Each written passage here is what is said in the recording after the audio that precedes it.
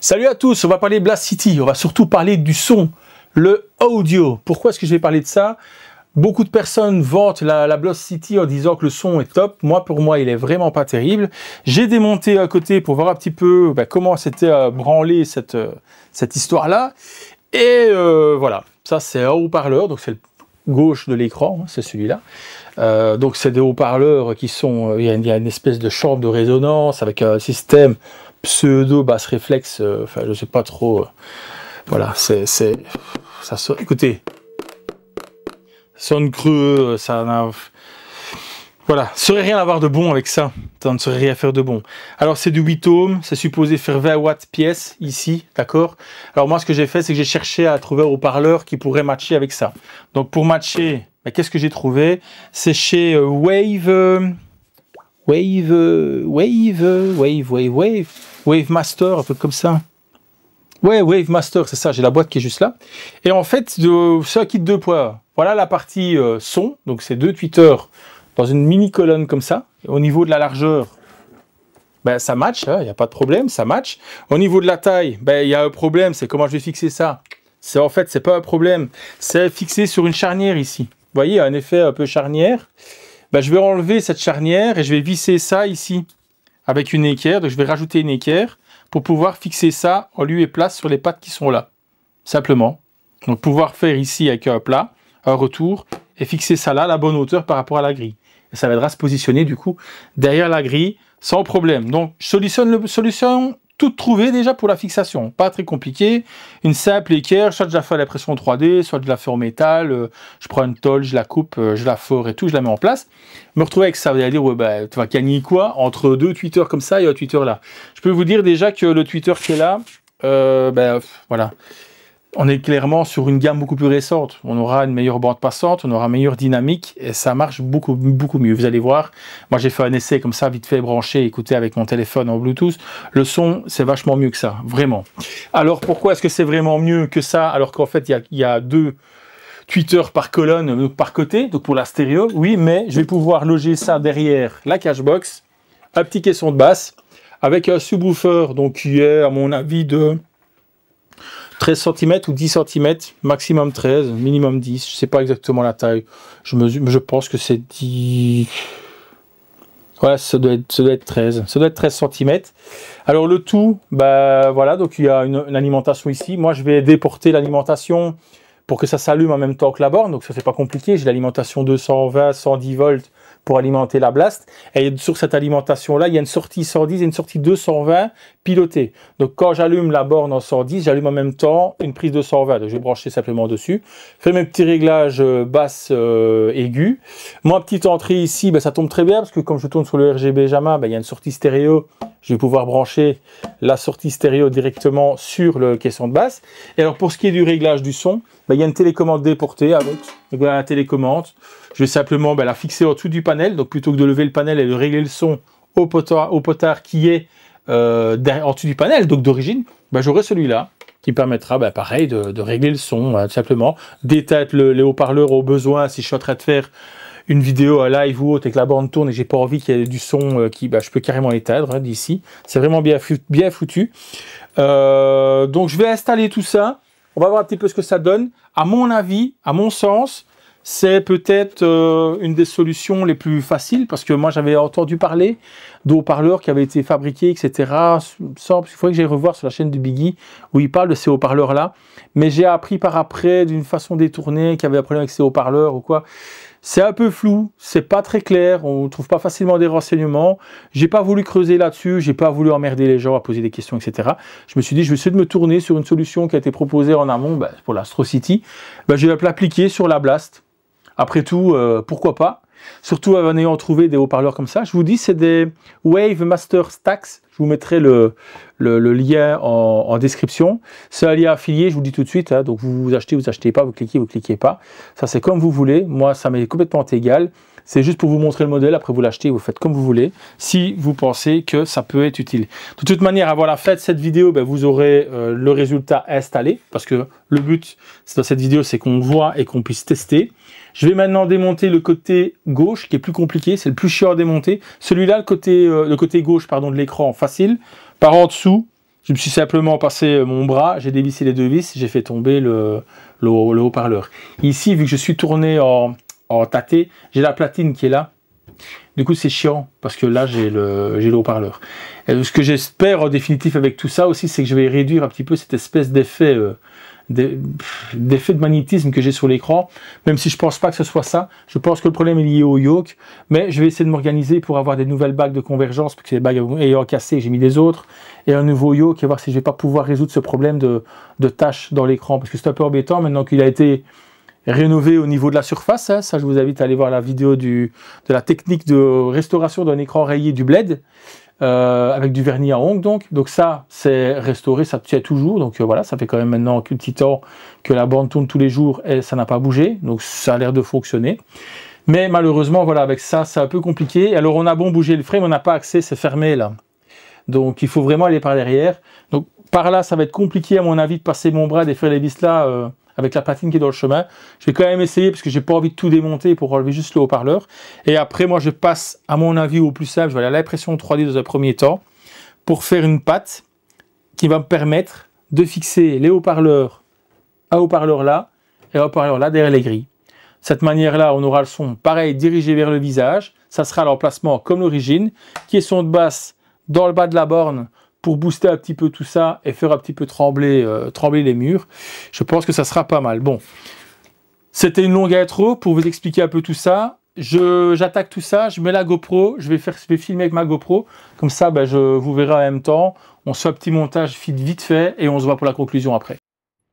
Bon, on va commencer. On est ici dans la bête, ok? Donc je vais prendre une lampe de poche avec. Je vais vous montrer le haut-parleur où il est. Il est là, d'accord? Il est là derrière, je sais pas si vous verrez, c'est pas évident, hein. Donc il est là.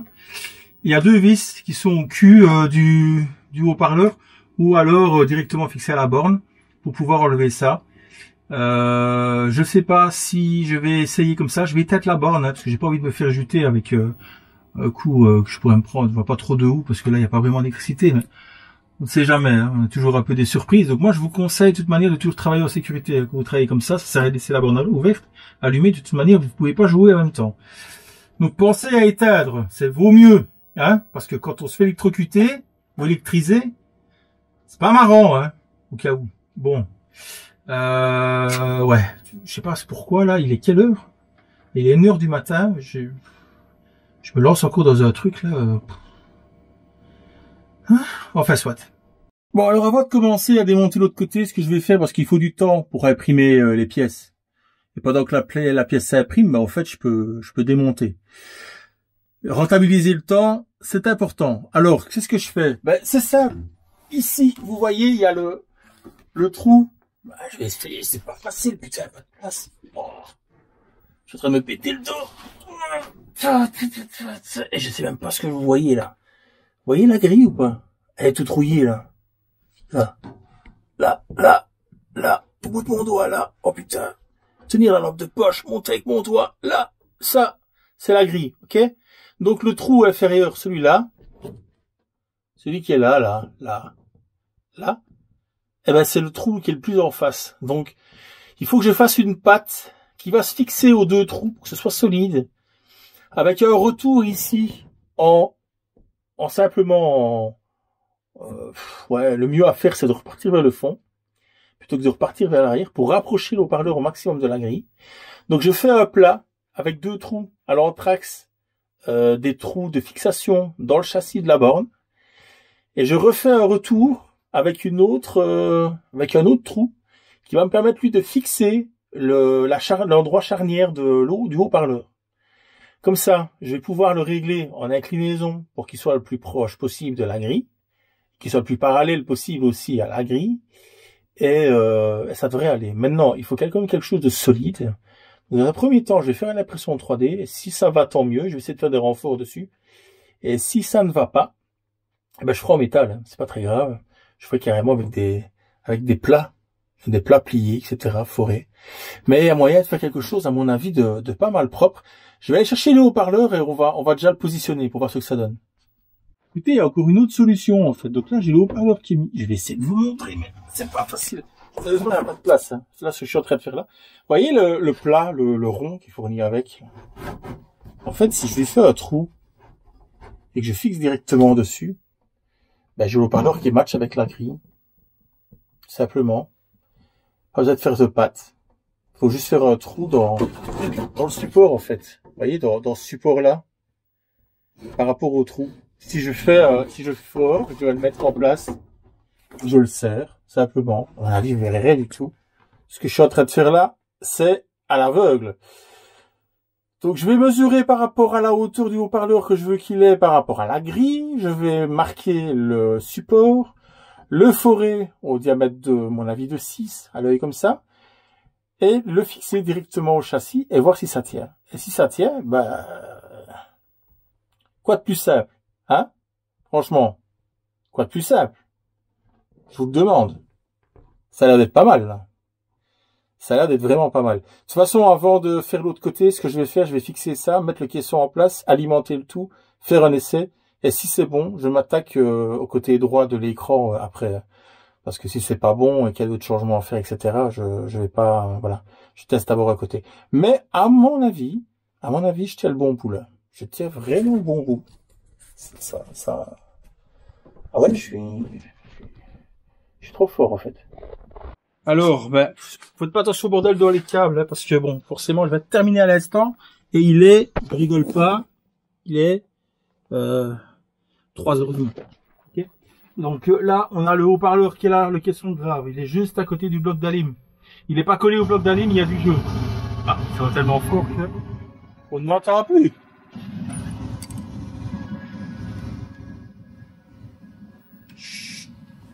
Voilà. Donc au niveau du caisson, comme vous voyez, il est là. Donc pas de souci, il est en place. La plaquette arrière, je l'ai pas en fait de la borne, il manque cette plaque là. J'ai passé le câble 220. Alors à savoir que c'est un ampli qui démarre à 110 volts. Donc vous pouvez très bien le plugger sur votre alim 110. Il fonctionnera. C'est 110 240 marqué dessus, donc en alternatif, donc pas de problème. Donc moi voilà, comme je vous dis, le caisson, je l'ai mis là, il est posé. Il est raccordé donc au 2 HP et il est raccordé au RGB Jamin. Donc il faut que je fasse une planche. J'ai pas terminé, c'est compliqué d'avancer ici. Je vais faire une planche pour fixer ça là, pour remettre des attaches avec du double face correct, pour dire de rattacher les câbles et tout, parce que c'est dégueulasse. Voilà. Comme ça vous aurez vu. Et alors au niveau du son, bah, si vous avez une Blast, bah, pour moi c'est une solution. Hein. Plutôt que de jouer avec ces trucs dégueulasses de haut-parleurs minuscules dans les caissons en plastique qui donnent rien comme son, là on a du son. Là on a vraiment du son. C'est très agréable de jouer comme ça. Au niveau audio, c'est vraiment bien. Au niveau de l'alimentation, l'effet de rainbow qu'on avait sur l'écran, il a disparu. Je l'ai plus à gauche, je l'ai plus à droite. Donc c'est que ça devait vraiment bien être ça. Je sais pas quoi vous dire maintenant. Seule chose que je peux vous conseiller, si vous avez une Blast, que vous voulez avoir un meilleur son et que vous en foutez d'avoir vraiment du 100% officiel dans votre borne, que vous êtes prêt à sacrifier, entre guillemets, les haut-parleurs d'origine pour des haut-parleurs de meilleure qualité. Je vous mets le lien, donc comme je vous ai dit, mais c'est un lien affilié, je vous préviens en description, mais vous pouvez très bien les acheter par un autre. Vous allez voir la référence, puis vous y retournez, quoi. Enfin, c'est pas très compliqué. Et là, ben, vous aurez donc les haut-parleurs dont je vous parle là, donc les Wave Masters Stax. Voilà. Bon, sur ce, ça c'est à mort à mon avis, cette caméra d'action, elle va pas durer encore longtemps. Ça fait longtemps que je l'ai et il me faudrait une nouvelle.